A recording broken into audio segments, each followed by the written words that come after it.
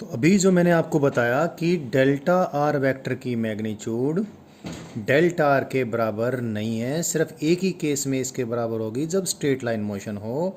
Delta R का meaning क्या है, डेल्टा आर वेक्टर की मैग्नीट्यूड का मीनिंग क्या है, ये सारी चीज़ क्लियर हो गई।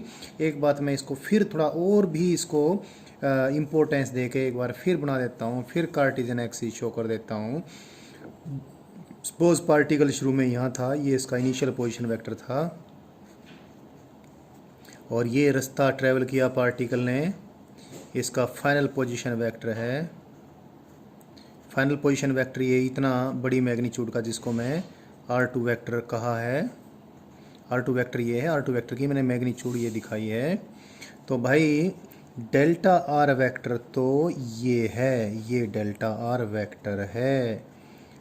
ये फुटा पेंसिल लेके ये लंबाई माप लें, ये डेल्टा आर वेक्टर है, ठीक है। और डेल्टा आर क्या है, आर की मैग्नीट्यूड में चेंज। सपोज ये पॉइंट ए है, ये पॉइंट बी है, तो R1 जितना बड़ा है उतना ही यहाँ से यहाँ तक मैं काट दूँ, इतना ही बड़ा मैंने R1 काट दिया। सपोज ये पॉइंट मैंने C लिख दिया, ये ओरिजिन है, O लिख देता हूँ। तो ये R1 इतना R डेल्टा R का मायना R2 माइनस R1, ये R2 की मैग्नीट्यूड, R2 माने R2 की मैग्नीट्यूड, ये R1 की मैग्नीट्यूड। तो ये यहाँ इतने बड़े R2 में से इतना बड़ा R1 सब्ट्रैक्ट कर दें तो ये है, ये this is what, this is delta R। तो जैसे इस एग्जांपल में R2 और R1 की मैग्नीट्यूड सेम ही थी तो डेल्टा R तो जीरो ही हो गया था। तो यहाँ से आपको और भी क्लियर हो जाना चाहिए। तो ध्यान रखें आप, ये इम्पोर्टेंट बात है, इसके ज़रिए आप बहुत सारी, अगर इसको ठीक से लर्न नहीं करते हैं तो आगे बहुत अच्छे क्वेश्चन आपके गलत हो जाते हैं। मुझे लगता है लर्निंग होगी। लेकिन एक बात और देखें, अगर पार्टिकल चलता ही बंदा इधर है, इधर ही चलता जाता है, या इसे स्ट्रेट लाइन के अलोंग ही चलता है, चाहे इधर जाए चाहे इधर जाए चाहे इधर जाए चाहे इधर जाए, but it is moving along the straight line, तो ये R1 है और फिर ये R2 है। R1 वेक्टर भी ये है और R1 वेक्टर की मैग्नीट्यूड भी ये है, R2 वेक्टर भी है, R2 वेक्टर की मैग्नीट्यूड भी ये है। तो ये जो डिफरेंस है, जैसे अगर ये पार्टिकल इस स्ट्रेट लाइन में ही चलता जाए, ये ओरिजिन, ये R1 वेक्टर, ये O से C तक गया, फिर C से आगे ये B तक चला गया, O से B तक तो इसका फाइनल पोजीशन वेक्टर है, ये O से B तक, O से C तक इसका इनिशियल पोजीशन वेक्टर है। तो final position vector minus initial position vector, इतना डिस्प्लेसमेंट वेक्टर है। तो इस स्ट्रेट लाइन मोशन में डिस्प्लेसमेंट वेक्टर की मैग्नीट्यूड खुद डेल्टा R यानी R2 माइनस R1 के बराबर हो जाएगी।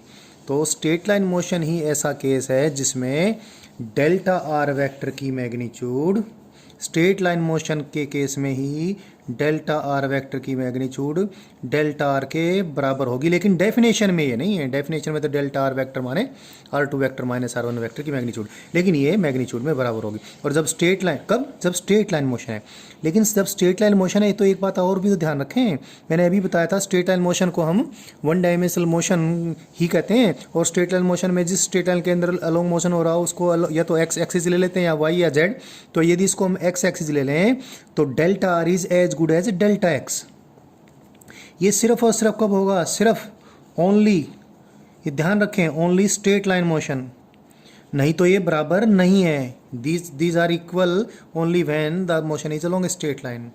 बट एक चीज़ और मैं पहले ही बता चुका, स्ट्रेट लाइन मोशन बेशक से हो तो भी डिस्टेंस यानी एस, जो इस एग्जांपल में एस ये है, इसमें एस ये दिया था मैंने, इसमें एस ये था, डिस्टेंस तो डेल्टा आर के बराबर और डिस्प्लेसमेंट वेक्टर की मैग्नीट्यूड के बराबर ये सिर्फ और सिर्फ तब होगा जब स्ट्रेट लाइन मोशन ही नहीं, मोशन विद सेम डायरेक्शन हो, यानी लगातार पार्टिकल एक स्ट्रेट लाइन के अलोंग सेम डायरेक्शन में चलता रहे। तो ऐसी स्थिति में ही डेल्टा आर वेक्टर की मैग्नीट्यूड वही डेल्टा आर होगी जी, और वही डिस्टेंस होगी। सो ये इम्पोर्टेंट बात है। अदरवाइज क्या है, डेल्टा आर वेक्टर की magnitude it is not equal to delta r and it is not equal to s. ये तो है जनरल बात, और ये स्पेशल केस है, स्पेशल केस। ये स्पेशल केस कब है, जब motion is along the same direction, और अगर सेम डायरेक्शन नहीं है, अगर स्ट्रेट लाइन है, तो ये बात तो फिर भी हो जाएगी, डेल्टा आर वेक्टर की magnitude is equal to delta r. लेकिन ये भी इसके बराबर एस हो या ना हो ये जरूरी नहीं है। मैंने बताया था, बूढ़े वाला एग्जांपल दिया था, बंदा चल के यहाँ से यहाँ आ गया, तो डेल्टा आर भी जीरो और डेल्टा आर वेक्टर की मैग्नीट्यूड भी जीरो, लेकिन डिस्टेंस तो 1 किलोमीटर जाने का और 1 किलोमीटर आने का, एस तो 2 किलोमीटर होगा। सो दिस, सावधानी, this question is very important. So you must learn completely about magnitude of delta are vector. इन चीज़ों के बारे में आपको बहुत भली प्रकार से ज्ञान होना चाहिए।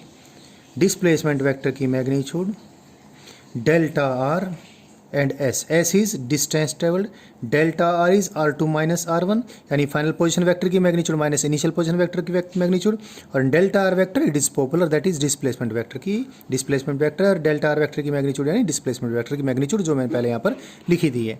तो I think it is clear. अब हम आगे बढ़ते हैं, थोड़ा और हम जान लेते हैं।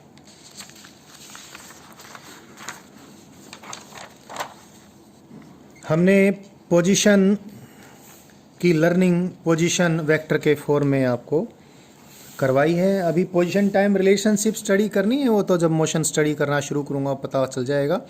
मोशन की स्टडी शुरू करने से पहले कुछ बेसिक चीज़ें जाननी ज़रूरी हैं, उनकी इंट्रोडक्शन अभी चल रही है। डिस्प्लेसमेंट के बारे में जान लिया, डिस्टेंस ट्रेवल के बारे में जान लिया, पोजीशन वेक्टर के बारे में जान लिया। अभी एक बड़ी बढ़िया चीज़ आपने लर्न करनी है, वो है क्या, average speed and average velocity. Let us learn about these. First let us learn what is average speed. You all are knowing about it. Average speed, it is distance traveled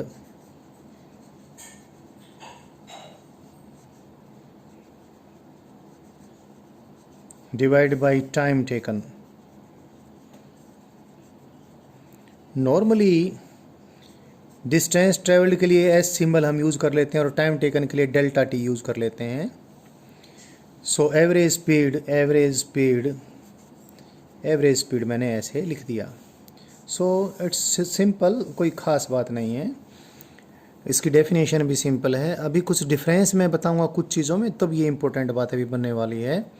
एक बार फिर मैं Cartesian axis लेके और रास्ता दिखा देता हूँ, और फिर मैं स्पीड और एवरेज वेलोसिटी का भी कंपैरिजन करके बताऊंगा।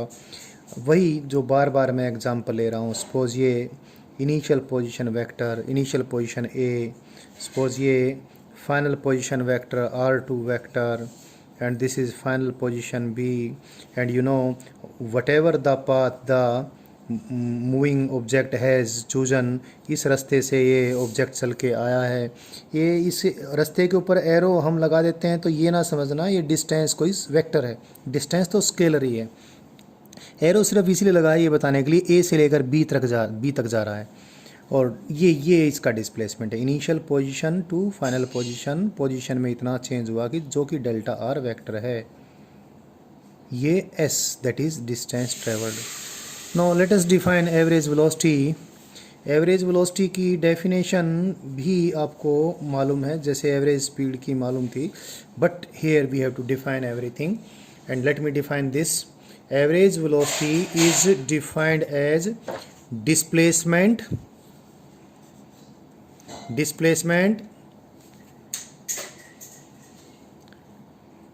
it is displacement divided by time taken.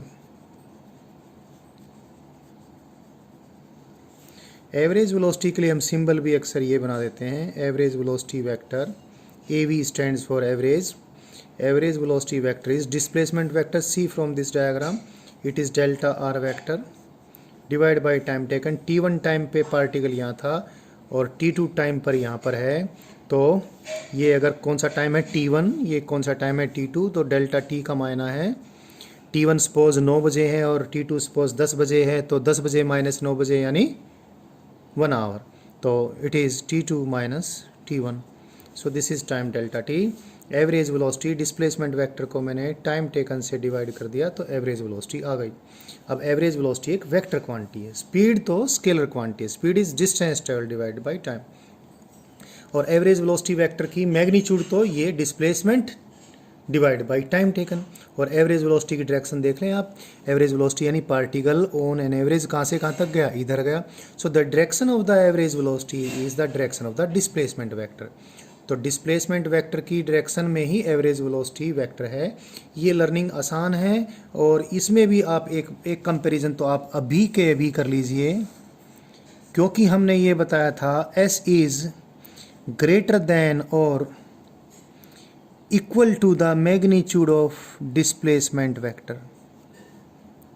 सो और इसके equal to distance becomes equal to the magnitude of displacement vector only if the motion is such that the direction of motion doesn't change.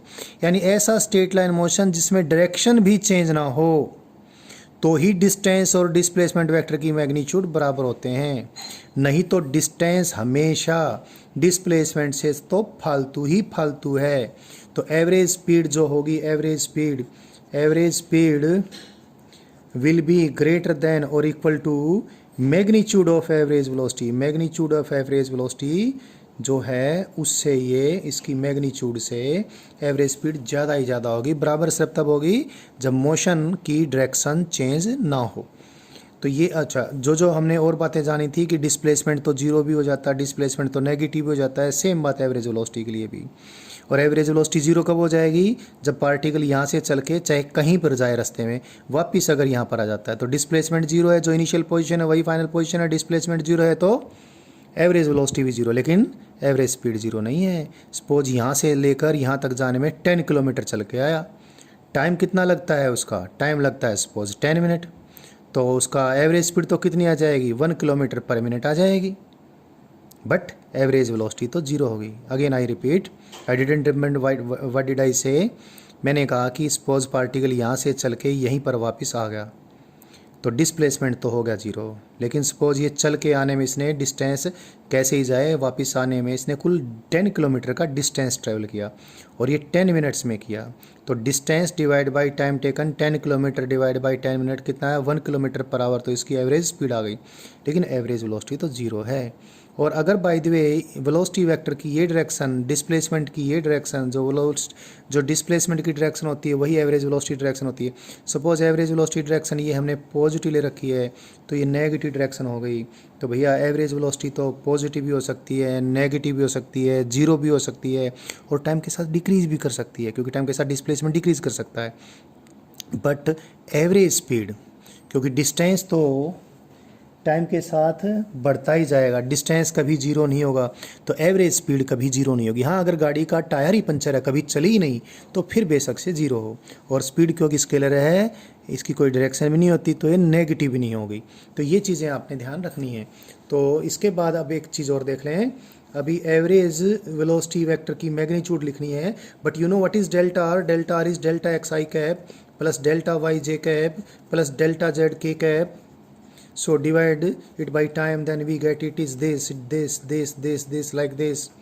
So average velocity vector is displacement in x direction, क्योंकि displacement के तीनों component बना दिए मैंने, X Y Z component. I cap it is delta Y divide by delta T. J cap it is delta Z divide by delta T into K cap. What is this? This is x component of average velocity. x direction में displacement divide by time taken. So this is x component of average velocity. What is this? Average velocity का x component. Average velocity का x component. ये क्या है? Average velocity का y component. और ये क्या है? ये average velocity का z component. So average velocity की magnitude x component का स्क्वायर प्लस y component का square delta x by delta t का square plus delta Y by delta T का square plus delta Z by delta T का square. किसी vector की magnitude कैसे निकालते हैं? एक्स कंपोनेंट का स्क्वायर प्लस वाई कंपोनेंट का स्क्वायर प्लस जेड कंपोनेंट का स्क्वायर.